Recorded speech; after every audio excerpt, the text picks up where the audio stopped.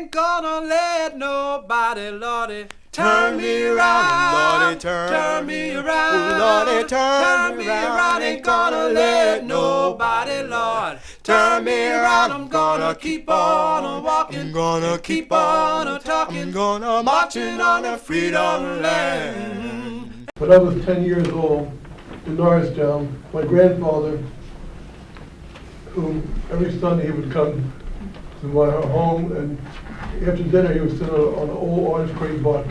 Some of you are not that old. Remember those old orange crate boxes? Some of you, you're that old too. Orange crates used to come in and pears and all the other things. So we had an empty orange crate box. He would start to sing, and he used to sing a song. There's a highway to heaven, walking the King Highway. I said, Grandpa, what are you singing about? He said, yeah, I'm singing about the Underground Railroad. My people, or your people, escaped from the Underground Railroad from Sussex County, Delaware, Seaford area, not too far from Harriet Tubman. As I said yesterday, I thought about a choo-choo train. And I was 10 years old. I didn't know what the Underground Railroad was. But later, I found at Airy's bookstore, next to Market Street, I mentioned before, in 1948, at the Junior Olympics here in Philly, commemoration conduction with the 1948 Olympics that was held in London. They had something in Franklin Field. I won the shot put. Then I took a trip down to the length of Market Street, and there was a book, Hurt books on for sale, the old bookstore. It was for the Underground Railroad. Then the second time I heard that name, so I asked the man, I paid $4.38. I looked in the book. At the bottom, the first page I opened, it was an escape from Seaford, Delaware. Jacob Blockson, George Alligood, Tom Alligood, and another person escaped. He's documented. William Steele, who wrote the book The Underground Railroad in 1872. The great William Steele. That's where my connection. I also later learned that my ancestors escaped with who? The great Harriet Tubman. From nearby Maryland, Bucktown, Dorchester County, Maryland. She made her way through Delaware. A couple of my relatives escaped with her, remained in Canada. I still have connection in Canada. So when I did the National Geographic article, 1984, the cover story, it took me all over the country, down even into Florida with the Seminoles. Most people don't know that the Seminole, Native American Seminoles, the so-called Seminole Indians, were a part of the Underground Railroad. It reached, it has far tentacles. I even went to the Caribbean, down to the Virgin Islands, the Bahamas, later to Jamaica, where the Underground Railroad branched. I went all over Canada, all over the United States, from the Midwest, from Kansas, Missouri, all through New England, all, of course, every county in Pennsylvania, wherever I went with the Underground Railroad. And I found that the church, the Airy Church, founded by Richard who? Right, still here, Mother Beth, the second and third church, not the first church. The first church was what? Come on. The first church was a blacksmith shop, wasn't it? Oh, yeah, wake up, wake up, wake up. Right. The second and third church. Yeah, Richard Allen, he became a circuit rider, C rider. Come on, wake up. You're not that old? Reverend Jones? See what you have done. One more time. It was a circuit rider. What's a circuit rider? It was a preacher who traveled from one church to another. Richard Allen started it. He started a church from here in Philly, second church from where? Bucks County, Ben Salem. Am I right? Even as far as Lancaster. Everywhere I travel, even up around the Poconos. As I said, I've been to every county in Pennsylvania. So the Airy Church is one church. There was other churches we were going to talk about, but the music was very important. When my grandfather was singing, "There's a highway to heaven," walking up the King's Highway. It's a spiritual, isn't it? Heaven was the code word for what? Canada. There's a highway to heaven. When you get to heaven, you're going to put on his shoes and walk all over what? Let the church speak up. One more time. Go walk all over God. You remember those days, don't you? When the older folks, I'm old myself now. Remember the old folks used to sing? Clap their hands. Then we had, in Norristown, we had about at least four black churches. Solid Baptist Church of my ancestors founded, and we even had a sanctified church. What do they do there? They sing, shout, and dance. But I used to listen to them. because the music meant so much. Learning your history through your music. Don't forget our churches. I don't care what you believe in, the music is very important. So in other words, that was a part of the Underground Railroad, the music part. But traveling around the country, even this far when I traveled in Brazil, when I was Scandinavia, Sweden, and Denmark, I was asked to speak on the Underground, after the National Geographic article. I went all over. And children who had an interest, the Underground Railroad seemed to excite the imagination of people from the age of 9 to 90. Like Harriet Tubman, she's on the computer now, you put her name in it thousands of times it comes up because she's known all over. And for me to later, as I mentioned yesterday, to inherit 39 items that belonged to her was mind-boggling. Her robe that the Queen Victoria presented to her, her knife, fork, and spoon, and her bottle, that christened her the battleship. Did you know there was a battleship named for Harriet Tubman in World War II? Yeah, that's Harriet Tubman. I had the duplicate bottle, the christening bottle of it. My. And then I also had her hymn book, because she was very religious. She stood no more less than 5 feet tall. She weighed a little over 100 pounds. A woman. I travel all over. As I said yesterday, traveling around the country. When I got to Auburn, New York, I started down in Bucktown, Maryland, as I said, in the cornfields where she formerly lived, and traveled all through Delaware to Philadelphia, and then later to upstate New York, New York City, upstate New York, over from where President Tubman was buried in Rochester to Buffalo, like Niagara Falls, looking over. I remember another song. There's one more river to cross. Walk together, children. Come on. Don't get weary. We're going to make it where? Amen. Canada. To the promised land. Canada was the promised. That's the spiritual. Yes. She traveled and traveled. Have you ever been to Canada? Yes. You ever been to Niagara Falls? St. Catherine? That's where she had her home. Where my people, some of them still there. I spoke at the same church that she attended. She lived on North Street in Canada. I still have my Canadian connection because I still have relatives there. I established later with this woman, walk together children, could see Canada from Niagara Falls, but there was one more river to cross. That big river was what? Niagara Falls. That treacherous waterway. But then in those days they had a suspension bridge, and all rickety. It's the people who traveled from the southern part of the country to Philadelphia and other places in the rain, in the snow, raped, molested, Yes. hunger, Come on, thrown in prison, hunted by bloodhounds. But they got to Canada, they were tired and weary. But she said, there's one more river to cross. They can see the promised land, so walk together, children. The next thing you hear that, so I think of Harriet Tubman. So as a result of that, when I was elected chairperson of the National Park Service, Underground Railroad Advisory Committee here back in the 90s, before I was elected, the National Geographic Society asked me would I, because the article was so popular, several school teachers in the Washington, D.C. area wanted me to take them on a trip from Harriet Tubman's home in Bucktown, Maryland, Dorchester County, to Canada. And I did that. And then now they're establishing the Harriet Tubman corridor. Next year it'll be announced it will be a corridor from Bucktown, Maryland, all the way up to Canada. Right. So you see how history, I was blessed with the connection of being a member, connection with William Steele. We have his papers here, and also the fact that I was able to be honorary chairperson of the annual William Steele, the Steele family reunion. It's over 170 years old now, nearly 170 years old. So this is part of the Underground Railroad.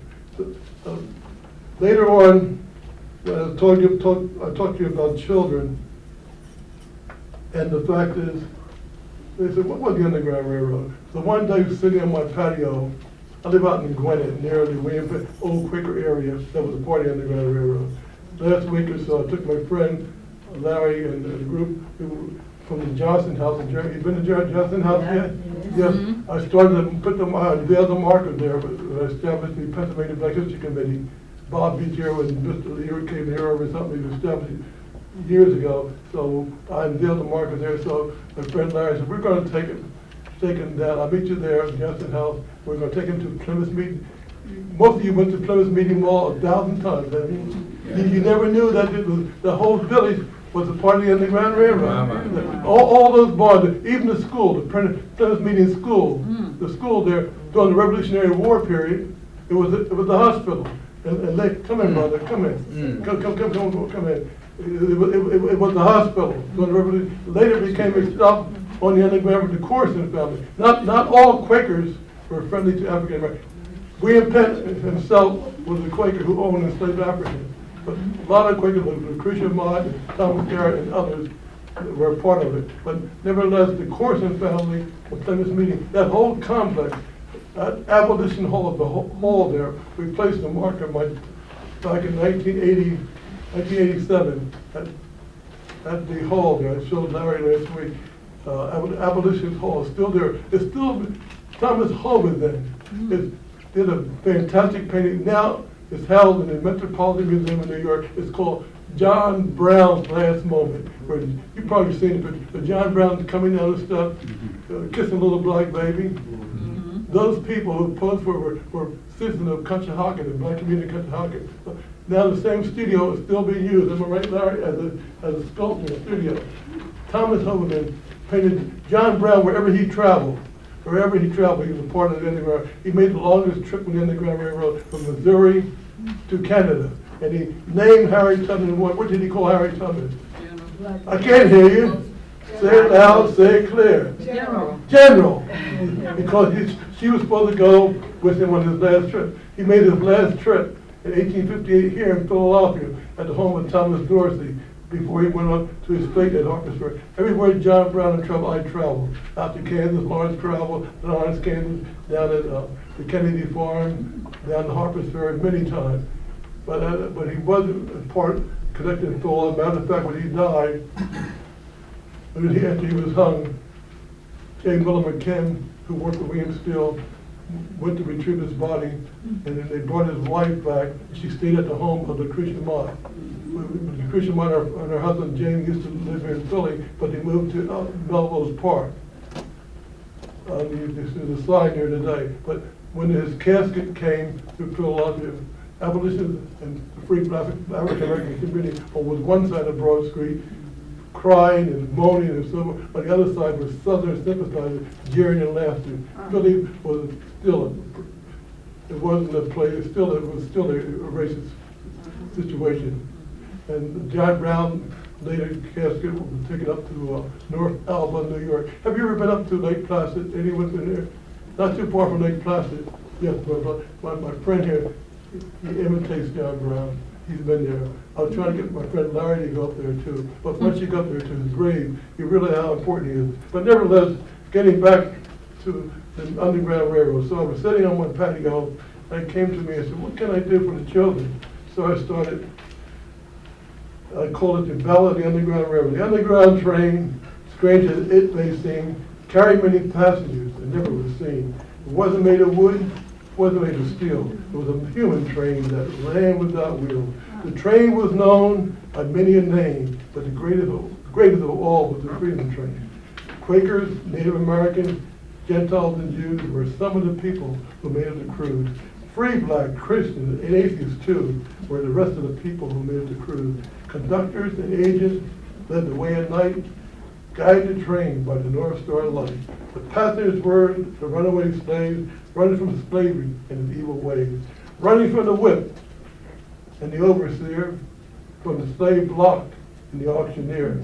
They didn't want their owners to catch them again, so men dressed as women and women as men. They hid in churches, cellars, and barns, waiting to hear the train's alarm.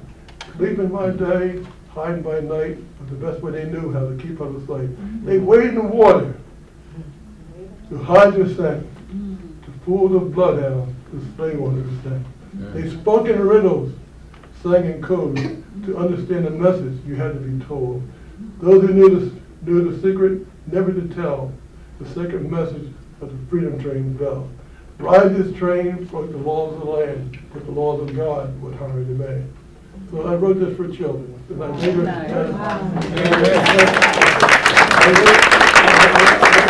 I really had a book published. It's called The Ballad of the Underground Railroad. In the meantime, I was fortunate, time goes by, back in 1987 or so, I met a young couple whose mother, Lucille Enjoy, she's on radio now, this. Yeah. Like her daughter Kim married her husband Reggie, who was here yesterday. And I mentioned to them, they came to me, years ago, we understand you know a lot about the Underground Railroad. Was there any music? So I told them about the music that was connected with the Underground Railroad. So this is the record that was produced. It's called The Music of the Underground Railroad. And I gave them some songs. A lot of the churches had songs. For instance,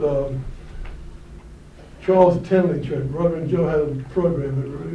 Reverend Tenley Church is still here. We put a historical marker there. He was from Maryland originally, but he was noted for his music. But also, Reverend Tenley Church, and my grandfather's church in Arstown, it's all about the church, and other churches in Philly used to travel annually, trip to Lake Placid, New York, North Elba, New York, to John Brown's gravesite. They don't do it anymore. But then at the same time, there was another song connected with underground and black music. See Rider. Come on, Reverend. See what I've done. You remember that song? One word to say it, Reverend. See what I have done. C.C. Rider was what? A circuit rider, I tell you. Preacher. I gotta tell you, Richard Allen. That was the code of spirit. What are some of the other? No More Auction Block for Me. You remember that song? The best song was, I just said it, Harriet Tubman would return many times to the plantation, and she would go to the spiritual. She would say, steal away. Steal away to where? I ain't got long to stay here. Her favorite song, the song that they sang on March 10th, 1913, at her home in Albany, New York, when she died. Guess what it was? Swing Low. Coming to do what? What was the chariot? It was a part of the Underground Railroad. Swing Low. It was part of the Underground Railroad. There's a highway to heaven. I mentioned before, my grandfather sang to me, there's walking up the King's Highway, trying to make heaven white. Oh, Canaan! Oh, Canaan! What was Canaan, the code word for? Canada! Canada! The spirituals were adopted from the Hebrews, the Old Testament. You know, the owners, the slave owners, permitted them occasionally, in most cases, to have their camp meetings. They didn't have the churches. They had the camp meetings out in the forest, the woods, and the rain and all that. He said they were happy. But there was an old saying, the slave owners thought that the slave Africa was happy. But Paul Lawrence Dunbar, who is Paul Lawrence Dunbar? I can't hear you. We hear a little bit about him today. He was very famous. He wrote a poem. It was called We Wear the Mask. As African people, we still have to wear it, don't we? Yes. Even today. Yes. Laughing on the outside and crying on the inside. The code. And the old slaves, the old from slavery time. I have two. I have two faces. I have two minds. One mind for the mouth to see, the other mind I know is me. Understand what I'm saying to you? We use it, don't we use it today? For protection. We better use it. Look what happened down in Ferguson. Has it changed? Has it changed? All that goes around comes around. And God doesn't like ugly. No, he doesn't. All right now. It's true. Another song was, there's no hiding place down there. What do I mean? Went to the rock. Hide my face. Well, went to the rock, Reverend. What did the rock do? The rock cried out. There's no hiding place. In other words, don't go there. They went to the rock. Don't go there. There's no hiding place. Danger. Wade in the water, chief. With my hero Paul Robeson singing Marian Anderson, the song of Spiritual, Jesse Norman, or Kathleen Van whoever, Roland Hayes, Dorothy Maynard, I grew up with. Still today, I still listen to these spirituals. Sometimes I get where I think my works in vain, and then the Holy Spirit revives my soul again. There is a balm in healing. What was the balm? The balm was a healer. When you're down and depressed, you know, they were sing on the road, going to freedom, on the freedom train, even alone sometimes. Sometimes you feel discouraged and think your life is vain. And then the Holy Spirit revives your soul. There is a balm, a healer. They would also sing that. One of the songs, once they reached the Promised Land, written by a man by the name of John Newton, a white man, a former slave owner from England. Amazing Grace. You know the song. What's the word? Reverend Joe? Reverend Joe? Amazing Grace? How sweet the sound. To say the what? Sage, rich like me. I was once blind. Now I see. So in other words, It's a message. in other words, once they reached the Promised Land in Canada, they were there. It was amazing grace that they made that. You got that like a miracle. To bloodhounds and slave hunters and My Lord. all kinds, black spies and white spies, all kinds of treacherous people on the Underground Railroad.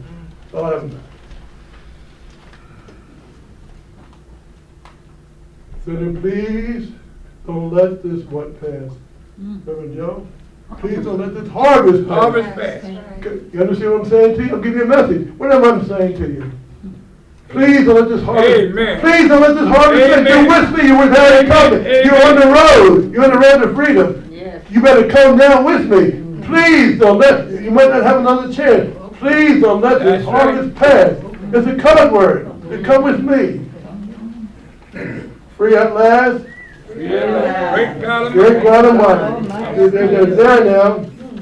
Whew. Over my head, another spiritual. Looked over Jordan. The Jordan River is chilling cold. Come on, talk to Fill my me. body, not my soul. Fill my body and not my soul. The river was very important. And then, yes, our ancestors, they didn't wait. Children, how shall I send thee? One by Come on. Come on, what else? What else? I just gave you a code. How are you going to escape? One by one, two by two. And these spirituals, even before the Underground Railroad was formally organized, our ancestors, right here in Pennsylvania, Yes. 1639, we were first came here with the Dutch and Swedes and some of the Finns. You know, the early colonial papers, which we have them here, ran away on this day, 1701. My wench Nell, they called black women wenches. You know, or my man Jim ran away wearing such and such before the underground was organized. And one of the persons in 1793, while he was sitting in the so-called president house here, who owned enslaved Africa himself, early 1786, he wrote a letter to a friend. He said there's a group of Society of Quakers in Philadelphia who's concealing Negroes. He was referring to the Pennsylvania Abolition Society, which I became a president of in 1976. That man was George Washington. You ever know who he was? He owned enslaved. He was complaining that one of his couple of his people, enslaved people, ran away, and he thought they came to Philadelphia. But then later, after the war, he came here as president, didn't he? And during that 1773, he signed the first Fugitive Slave Act of 1773. But history worked in a mysterious way. He had several enslaved Africans in that house. One was a young girl beloved by his wife Martha, adopted her and raised her in the house, so-called president house. But she ran away in 1796 with the help of the Free African Society, including Richard Allen, James Fortin, Eflin Jones, and others, and the help of several white Captain Bowles, and made their way on a ship that was docked at Penlandies should mean more to us Say it. than jubilation. This is where they brought our people in chains, half naked, and so forth. That's Penlandies. The river played a very important part in our history. So nevertheless, this young girl, only Judge her name was, she later made her way to Portsmouth, New Hampshire, also with the help of blackjacks. Who were blackjacks? Come on, the black sailors. The black sailors. Wasn't Frederick Douglass, did he forge his way from slavery, have papers, identify him as a blackjack, but he wasn't a, just to get to New York with Charles Ruggles, and later made his way to New Bedford, Massachusetts. The black sailors. What I'm saying to you, the Underground Railroad had all kinds of ways of, Yes. as I mentioned yesterday, don't forget the women. Never forget the women. No. Never forget the women, because women beside Harriet Tubman, and I named a few yesterday, who played a vital role. Marianne Shadd Carey, who became she paved the way for Rosa Parks. She was a member of the famous abolitionist family from Wilmington, Delaware, went to Westtown School, later taught school, later at my hometown, Norristown, Bob, near the Montgomery County Hospital, that old school, Marianne Shadd. She refused when African Americans couldn't ride the streetcar on Broad Street. Broad Street is 11 miles from the Naval Yard up to Montgomery County, Cheltenham. So the Camp William Penn, you ever heard of Camp William Penn? Yeah. No, you did. Where was that? In the Broad Street. Where was it? At the end of Broad Street. A place called Lamont. Why is it called Lamont? After the Christian Mott. Who's Lucretia Mott? I just told you a while ago. Lamont. She was an actress. She was a Quaker on the Underground Railroad. Her and her husband James provided land at Lamont. My late friend for years, Bob Butera will remember Perry Triplett. We were trying to get her historical markers there. 2 years ago, we celebrated the 150th anniversary. Two of my relatives were trained at Camp William. One of them died there. The other one, William, lost his leg at Dutch Creek, Virginia, during the Civil War, and later he married into the Steele family. So our family goes back to the William Steele family, and the 150 years has gone along. Amen. So what I'm saying to you, all this is a part of the Underground Railroad. I was talking about women. Marianne Shadd Carey, she refused to give up her seat on the old trolley train that ran along the river. Black people had to stand out on the outside. What do you call the platform? She refused. And Lord behold, my life has really changed. I met Robeson and married Anderson and stayed at her house. ate at her house or lived in Danbury, Connecticut. Her last time she had her Thanksgiving there. I was one of the few people that saw Paul Robeson by myself 2 weeks before he died. And so what I'm saying to you, another woman came in about 8 years ago, who in a wheelchair. She said, Mr. Blackson, she said, you should be grateful. We thank you for what you've done for our history. My Lord. And tears came in my eyes. And I said, thank me. I said, all that you did for our culture in America. You know who that person was? Rosa Parks. She's going to thank me for having this collection. Look what she sacrificed. Yes, sir. And I mentioned Marianne Shadd was Rosa Parks. Give women credit. Another African American woman I mentioned yesterday, the first African American female undertaker, a woman by the name of Harriet Tubman. She hid her enslaved African house in a casket and dressed her followers up in northern clothes and eased them out. So there's all kinds of ways. Another, speaking of music, and I'll let you go, Reverend Joe, another person of music, Elizabeth Taylor Greenfield. Who was she? Black Swan. What makes you so smart over there?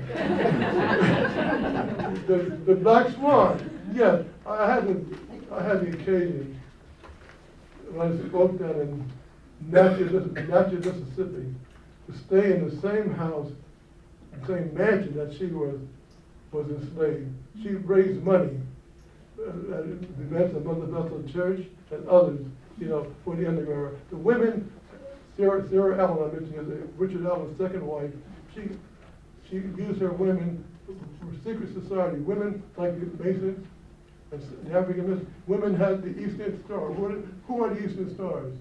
How did they originate? Lord have mercy. Are you for real? The Eastern Stars.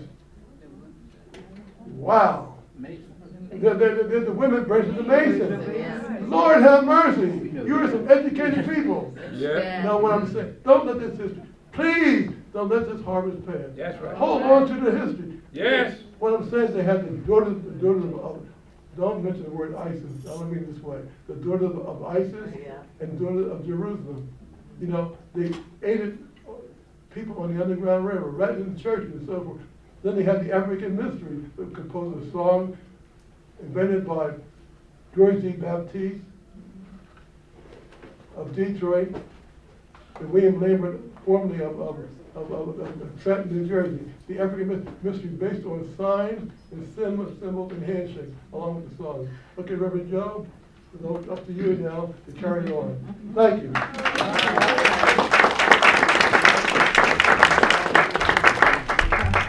Isn't it amazing how they call that group that's cutting folks' heads off supposedly ISIS? Isn't that amazing?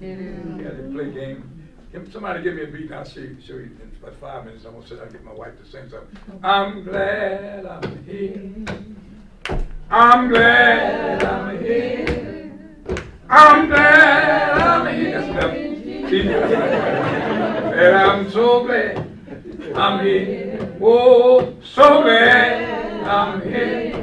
I am so glad I'm here. You don't need 2 sets of speakers big as this room, drums, and all that mess. After they can call it music. Our people didn't have all that. Matter of fact, the young man who invented this microphone, we talked, his sister lived next to me when we first got married some 50-some years ago, because that was done by a black man. This microphone we talking about. All right, what we don't know is killing all of us. It's hurting all of us. And as Dr. This is one. Give Dr. BLOCKSON another hand. How many people here have season tickets to the Flyers? How many people? Amazing. You know who started hockey? With Dr. Sean, they left. I was going to do that for him because he was thinking I'm smart. Black slaves in Canada started hockey. Now, if you go to a hockey game, I used to work in the radio, and they told me, they said, Joe, you don't want to go to a hockey game, they'll call you some bad names down there. How many black folks here knew that black folks started hockey in Canada? There was escaped slaves started hockey in Canada. You meet a young guy from Canada, he'll beat anybody on the Flyers right now, and black, because that's all they know. They do the hockey like they do basketball here. Well, we don't know that. Well, the Wings Over Jordan, those messages Dr. BLOCKSON talked about every Sunday morning in my neighborhood, maybe your neighborhood. You didn't miss the Wings Over Jordan because every radio was tuned into the Wings Over Jordan. I just did the funeral for the last living member of the Wings Over Jordan about 3 weeks ago. Mr. Slaughter, he was 91 years old. His own church never knew he even sang with the Wings Over Jordan. We did his funeral, and I found out from him that during the Second World War, the United States used the Wings Over Jordan, sent them overseas to calm the troops down because there were so many young men committing suicide and having nervous breakdowns. It was the Second World War. The Wings Over Jordan stayed overseas for 6 months to help the United States of America win the Second World War. Did you hear anybody know that story? They sent them over on a carrier, and Mr. Slaughter said they asked one of the men on the ship, said, well, I thought you were supposed to give people life jackets. He said, don't y'all worry about it, because we got you sitting on top of all the ammunition. If we get hit, you're going to be the first to die. Welcome to America. The Lord blessed me to be able to sing. I've been all over the world with the Dick Birds, and there's only one other member, original member, living. He's in the nursing home beside myself. I got with him late. I'll be 76 in a few weeks. The nursing home that he's in, not one person in that nursing home that had ever heard of the Dixie Hummingbird. It's our fault. But you young folks know about Jay-Z, don't they? Because that's what the society wants you to know about. This mess they call music.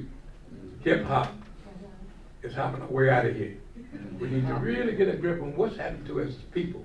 But the seriousness of what our music used to be. Black folks were more than entertainers. Doing that underground railroad movement, we found out they were like spies. They were like agents, CIA people.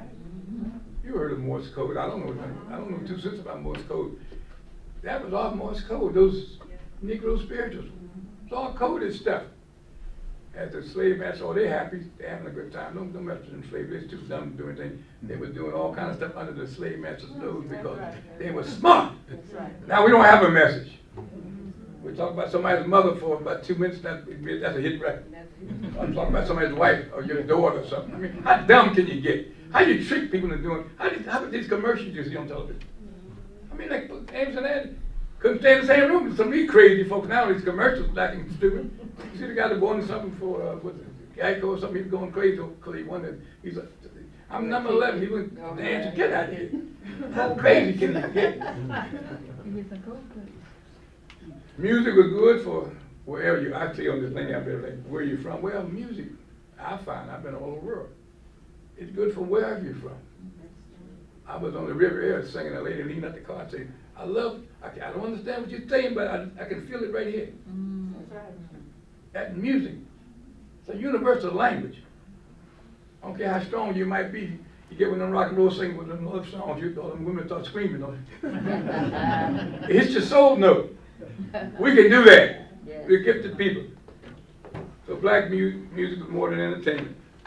It was song with a message. It's like the Morse code.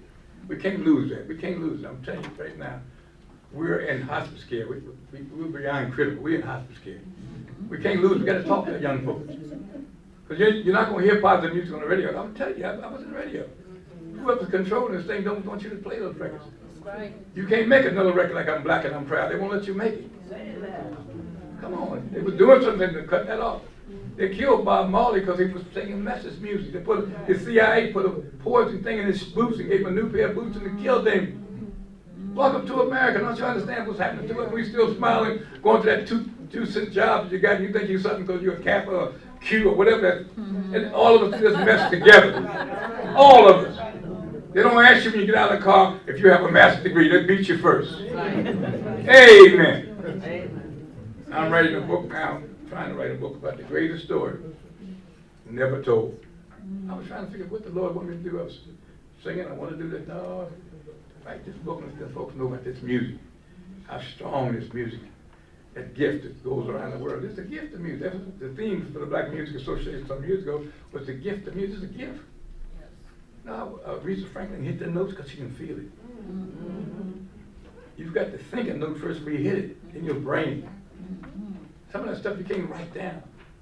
Those jazz artists thinking like they said, you can't be high and drunk thinking you better do your part. But they got us smoking stuff. They try to illegalize anything to kill us.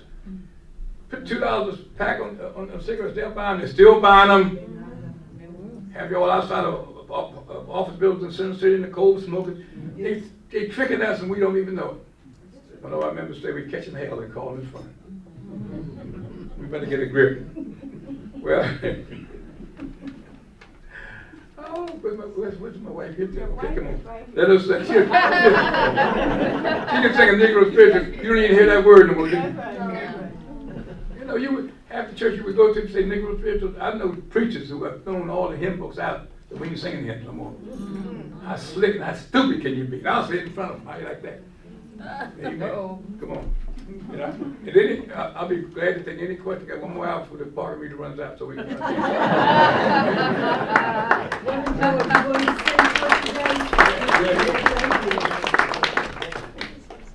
A Charles Henley hymn.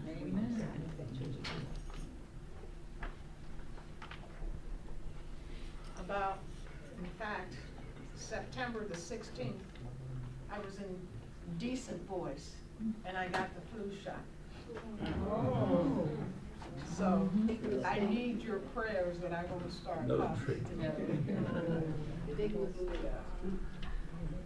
I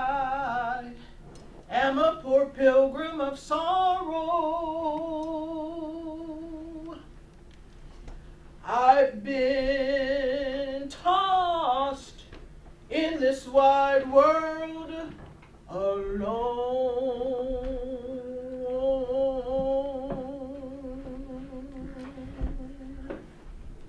No hope have I for tomorrow. I want to make heaven my home.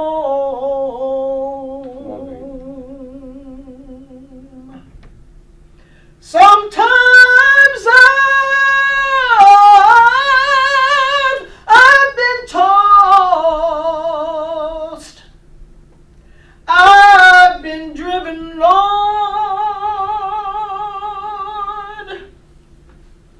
and I don't know which way to roam.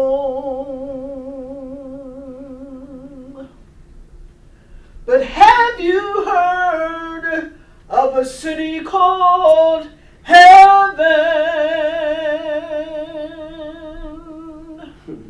I want to make heaven my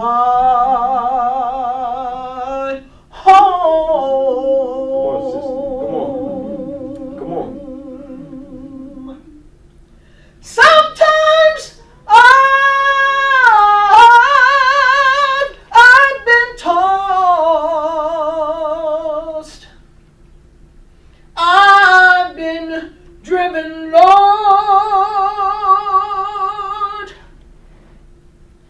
and I don't know which way to roam.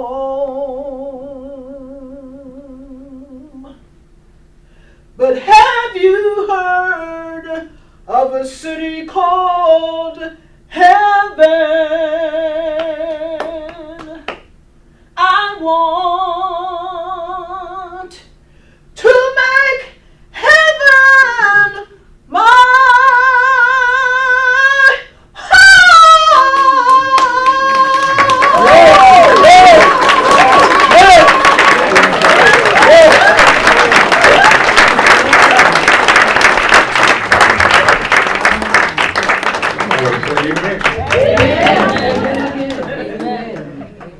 I want to use this as an example. You know, pigeons on the telegraph wire used to feed pigeons. All that information passing under their feet, and they can't pick up on none of it. That's what has happened to us. The little boy told me one time, said, I tried to tell you. These songs, they tried to tell us. I don't know how you feel about it, but that's what I'm on. I don't know how much longer I have, but that's exactly what I'm going to do is try to get this story, the greatest story never told. You got to tell your story to your own people. That's right. What you went through with. My mother never had a washing machine. I could hear her singing at night, washing all the 6 of them, washing those clothes. My father was a plumber, and he sang while he was working. Black men lay in the railroad track, they would sing. Without a song, the day would never end. Without a song, the road would never end. We got to start singing again. Singing something that makes sense. Ain't gonna let nobody, Lordy, turn me around, Lordy, turn me around, Lordy, turn me around. Ain't gonna let nobody, Lord, turn me around. I'm gonna keep on walking, I'm gonna keep on talking, I'm gonna marching on the freedom land.